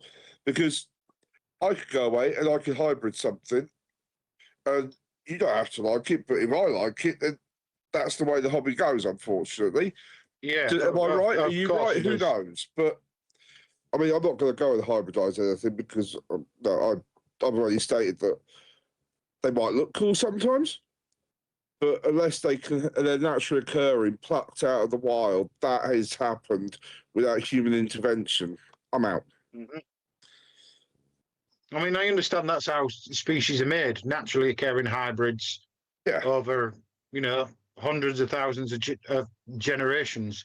That's how you get so many different species. The desert hairy scorpions, I mean, Hadrurus, and there's 8 species of Hadrurus, and they all look exactly the same. It's just the markings on them are different. Same body shape, slight difference in size depending on some of them, but they're all roughly exactly the same, and most of them you wouldn't know they were a different species unless you know what they're looking at. You'd be able to look at it and say that's a desert hairy scorpion, but there's 8 different species of them, and one of them is a naturally occurring hybrid, the Hadrurus arizonensis pallidus, which is like a blonde morph of the normal desert hairy. There's virtually no black pigment on it. It's near enough all yellow. And I've got several of those in here, but they are a naturally occurring hybrid. And that's where it becomes a fine line, I'm guessing, as well, to a certain degree with it. Yeah. I mean, I'm happy at breeding pallidus with other pallidus, but I won't breed them with anything else. Yeah. No. And I think that's one of the biggest points. That comes back to the localities thing, and genuses and all that sort of stuff. This is where you got to be careful. Because I use, going back to a snake that was bred, for example, they did the boa conda. So a normal red-tailed boa with a green anaconda. And apparently it wanted to eat everyone's face. There is no other way of putting it. It shouldn't have happened. They look cool, but they were aggressive as fuck. Thomas has just said people watch too much Pokemon. I'm going to agree with him, but I'm going to disagree with him there, because this has been going on long before we even knew Pokemon existed. The human nature is to meddle. It's that God complex that we've got, isn't it? Where we want to just mingle and mace with stuff. Liam said, "I choose you, Dreamsicle." Morphs. A morph, yeah. It's another conversation, isn't it? I'm not doing morphs tonight as well. If you open this topic up to, say, the jumping spider keepers, that would be a full 2-hour episode just on the ethics or the whys and wherefores of why it's a good idea to hybridize. And 50% of them do it exclusively. They're just trying to breed different species to breed something else, like Pokemon. And the other half of them are just sat there going, nope, that's pretty enough. Why are you tinkering with it? Yeah, but I want to produce something nobody's ever seen. Yeah, but why? You're doing the whole Frankenstein's monster thing. Stop. It's a hard one. It's a hard one. So I keep royals, and I've got the morphs with the royals, and I enjoy that part of it. Understanding the genetics, understanding the complex interactions between the different morphs and stuff. But all my lizards, bar one actually that he's just come in, are all wild types, and they're brilliant. They're incredible. And it's There was something's making a right racket. Oh, that's it. Yeah, all of the big spinnifers have decided to come out and play. So there's a full dozen 8-inch scorpions clanging on the side of the plastic tubs. Wondering why the lights are still on. Yeah, it's night time. This is our time. Get out of the facility. 100%. Is there anything that you feel that we've missed tonight? I've been going through my notes and we've touched on everything that I wanted to bring up. Is there anything that you feel that you want to touch on? No, not really. I think that more people need to keep scorpions as pets. I think they're wonderful animals that require very little care. That we need more people breeding them. That's definitely for sure. I mean, if we had half the numbers of what tarantula breeders there are out there, we'd have a lot more species that are established in the hobby. There'd be no need for the hundreds and hundreds of thousands of wild caught individuals that enter the European hobby every year. So there's a good question. Sorry, Tim. Yeah, go on. I was just going to say, there's a good question off the back of that. So beginner scorpion keeping, where should someone start? Your first place to start is, what type of scorpion do you want?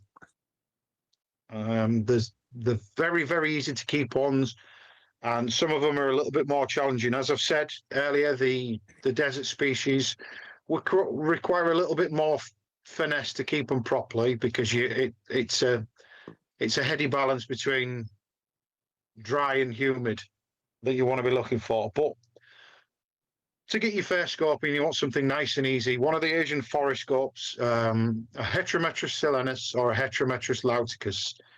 They're both relatively small species. They're not super aggressive. They're very hard. In fact, they're almost bulletproof. You have to go out of your way to kill them, providing you keep them warm and damp and well-fed. Not even well-fed, just fed. Mine are fed it once every 2 weeks. So feeding's not an issue, but 2 or 3 days without a water supply and you'll notice them moving around a fair bit, searching for that water source, especially in this weather. But yeah, that's where I'd start, definitely. I mean, you can go on the GeoScorps website. All our information and care guides are on there. It's all free. It's all downloadable. You can print everything out, laminate it, stick it on your walls, do what you want with it. It's all there. It's all free information from what we've learned over the past 3 decades doing this.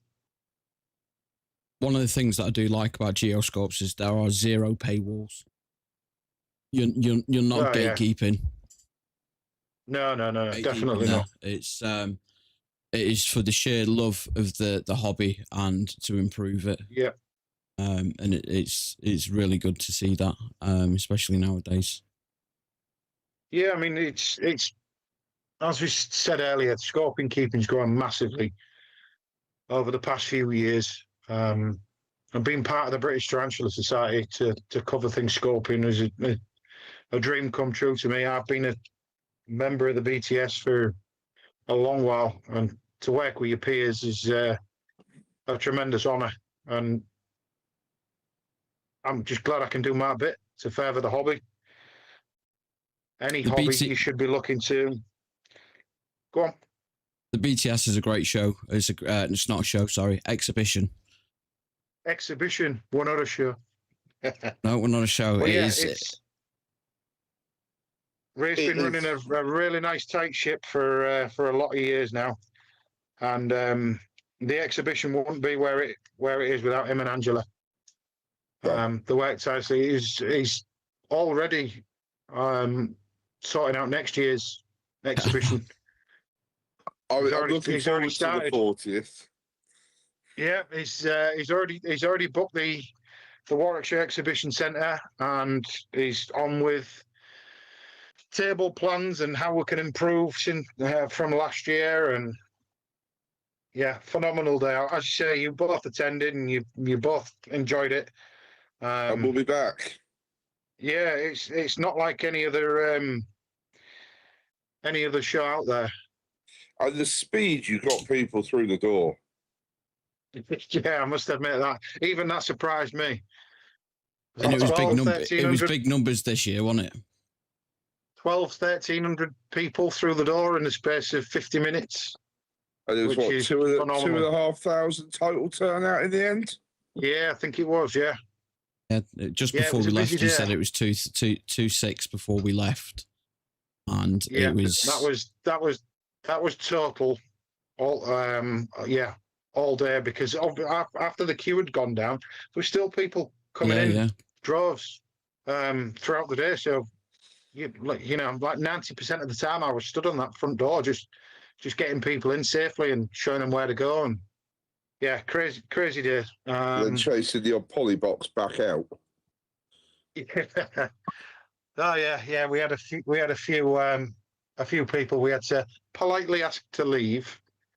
But that's the thing, isn't it? That there's no bullshit. You don't take the shit off people. I think it's the second one we've been to, and it was it really is just an incredible day out.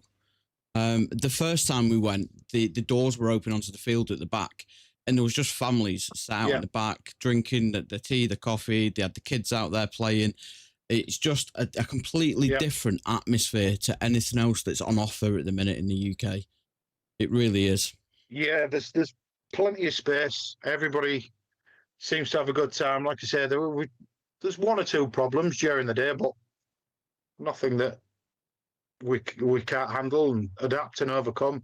Like I say, we had a couple of people that decided they'd just turn up and set up shop in the middle of the cafeteria, selling spiders. Like, what the fuck are you doing? Nothing. Right, well, pack up and fuck off. Now. Pack up and fuck off, yeah. Yeah. Yeah. You can't be any more blunter than that. I'm sorry, but yeah, you don't. If you want a table, book a table next year. But you don't set up shop in the middle of the cafe and start peddling spiders out of a suitcase like Del Boy. No, sorry. No. Liam's just said last time he went, he come on with a forest scorpion, a millipede, and a blondie. Nice. That's a good haul, that. Yes, it's good, isn't it? It's variation as well. Yeah. Yeah. Do you know what? That's the one thing I don't mess with, centipedes. I've got 4. I've had one before in the past. Too fast, too unpredictable. I've got shit in the shed that'll kill you in 45 minutes, but I'd rather land at centipedes. Crazy. Not for me. Not for me. No, I have got 4. I want more. No, not for me either. I've tried rehousing before, and yeah, they just laughed at the efforts of my bra plus tubs to contain them, and disappeared down the back of the table that I work off, and there's me rifling through empty pots and tubs and so, and then I managed to slap a 3-litre bra plast over the top of it. It was a Scolopendra dehani, a red leg one. It was probably about 8 inches long. And I slapped a bra plast over the top of it. I was like, yes, I've got it. And then it suddenly dawned on me, I was like, well, now what? Just sat there with a bra plast over the top of it. Yeah. What do I do now? The second I try and slide something under there, it's just going to bolt out. So I was sliding paper under there. I was like, well, that's not going to work. Paper's just creasing. So in the end, I'm in the kitchen destroying cereal boxes and trying to fashion some sort of thing I can slide them. It's like, no. And in the end, I can't even remember what I used now. Oh, it was a calendar. We had a calendar hung up, and as you know, the quite thick paper. Yeah. So what I did was I slid it under and just sort of moved it real quick onto the calendar, and the centipede went with it. And then I sort of had to have my hand under this flexible calendar to try and get it the right way up. And I was like, nah, fuck this. This is my first and last centipede. Nah, I don't like this. Yeah, not for me. Not for me in the slightest. I'm not a too massive fast, too fan. unpredictable. I'm not a massive fan of anything proper creepy crawly. We've got a small Balfouri communal downstairs, and got That's right. I gave it to Phil, and he's just put in the chat. I still have that centipede. brilliant. Take it. I don't want it. Yeah, he's still got Absolutely, my centipede. That absolutely red brilliant. leg Dihani. That's incredible. Yeah, no. What's that quick question? Do you think there will be a review of the DWA list anytime soon? Species that should be on it but aren't, and species that are on the list but don't need to be. I mean, the DWA list needs a massive overhaul anyway. I mean, I don't know if either of you two have ever seen what animals are on the DWA list. There is stuff on there that makes no sense. And there's stuff I can go and buy off the shelf that should be on there. Sloths, for example. Yeah. You need a DWA license to have a sloth. Yeah. Right? Aside from that, moving 3 miles an hour up and down your washing line, I don't know how it's going to endanger you. I don't understand how it's a dangerous wild animal. Yeah, it's got claws, but I mean, it's not like a velociraptor or anything like Jurassic Park. Even when it swings at you, it's going at 2 miles an hour. No, but you can have a croc monitor. Yeah, you can have a crocodile monitor. You can have a 6-eyed sand spider. You know, I can have a fully grown adult green anaconda.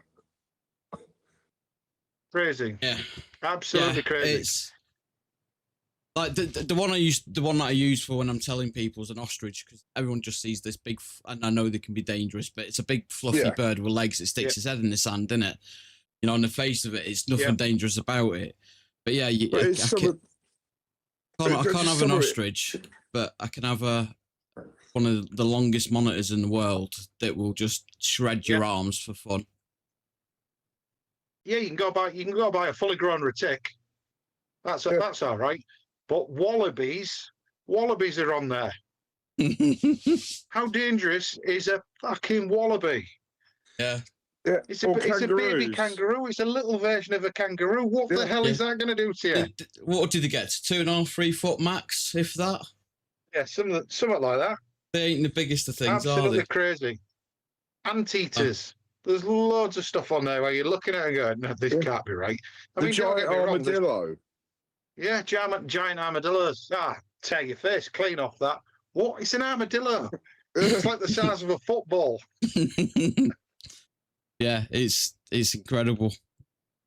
I mean, they're obviously on there for some reason. But debate whether it's good or bad till the cows come home. But there are species of scorpion. It's just a blanket ban. Anything from the boothid family. I don't think that will ever change because they're all classed as medically significant.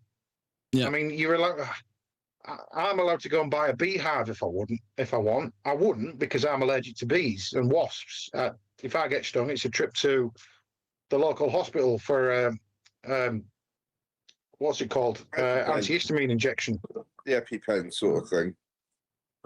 So it's crazy. I mean, you can keep a beehive and somebody gets stung 20 or 30 times and collapses and dies. Well, that's all right. It's only bees. Yeah, but you can't have yourself a bison. I've got the DWA list here. I'm just scrolling through it, going, reminding myself how ridiculous some of it is. Liam's just said he keeps Boiger, and they were taken off. And then Phil says, "Good luck trying to keep a giant armadillo." Yeah. You know, there's definitely some questionable. Crazy. There's definitely some questionable choices on the list. Licensing in general needs some kind of reform, and it needs to be done by people within the industry, not legislators or people lobbying the legislators. So hopefully, it's what we're saying. It's the killer monster, and your beaded lizards. They are a venomous lizard, but there is no recorded injury for them. Why are they on that list? And a lot of people say this. But you can go and buy yourself a false water cobra or any of the Boiger species that are just as venomous as they are. Yeah. And have killed people. Yeah. Crazy. Mad. But that's a Mad. whole new level of It is. discussion. What's next for GeoScorps or Tim or Just just Scorps. Scorpions? What's next? I'm just going to keep doing the same thing I've been doing. I'm going to keep chipping away, breeding, trying to get the best out of these animals, bring more and more new species that nobody's ever heard of.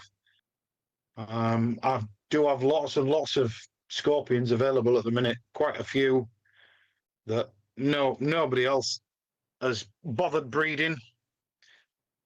They say the flat rocks, the troglodytes, they used to be so prevalent in the hobby. Again, another African species, but it's very, very rare that you ever see any now. And I have three or four adult pairs in here, but they take that long. I mean, the gestation it's 22 months I've had to wait for these babies. 22 months from pairing to unbirthing this month. There's no get rich quick schemes for scorpions because tarantulas and mantises and things like that breed like rabbits, and they do it very, very quickly. You can pull a tarantula sack after a month, but scorpions give birth to live young, and some of them take forever. A woman contacted me, was it last year, year before, and she had a flat rock scorpion, which she bought as an adult. She'd had it in an enclosure by itself, an adult female, for 5.5 years. Woke up one morning covered in babies, and they're not parthenogenic. 5.5 years. Is that because her temperatures were lower that it took longer for the gestation? It could have been any number of things. I mean, mine are kept at optimum conditions, and mine have taken just literally a month under 2 years. Liam's just asked for them to birth. Liam's just asked, do they retain sperm? Potentially they could do. I know a great deal of scorpions do retain sperm, but again, 5 years is a hell of a long time to wait. Yeah. I mean, my missus was angry after 8 months of being pregnant and threw the first one out early.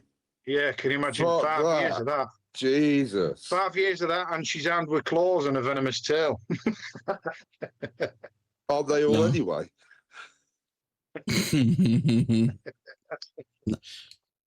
You're going to get levered. Yours is still awake. Mine's asleep. Yeah, mine is still awake somewhere. Mine is too. Aye. So yeah, there's things are on the up for scorpions. Hopefully, we'll breed more. I have a good team of hobby breeders now that I've helped along the way. I like to think this is me passing on my knowledge to the next generation of keepers. And that's how it should be, right? That nothing's gate kept, nothing's behind a paywall, and we continue to move the hobby forward and bring that people up with us, just like we were brought up from those that helped us. Yep. You should always aim to leave whatever hobby you do. If you leave it in a better place than when you joined, job done. Don't think there's been any truer words said. Don't think there's been any truer words said. Down in the description below, I've got Tim's social medias there, so make sure you jump over and give Tim a follow, a click, a like, all that good stuff. If you're watching this later on demand, or listeners to us on Spotify when Andy uploads it, thanks for listening in. Tim, thank you very much for joining us this evening. It's been a really good and interesting talk and look and dive into the world of scorpions. And you're a good guy. You know, you can hold a conversation. It's really good that we can sit here and just have a conversation. It's not an interrogation. in the chat getting We've got involved. a So we northerner, a really like southerner, it. and someone's stuck somewhere in the middle.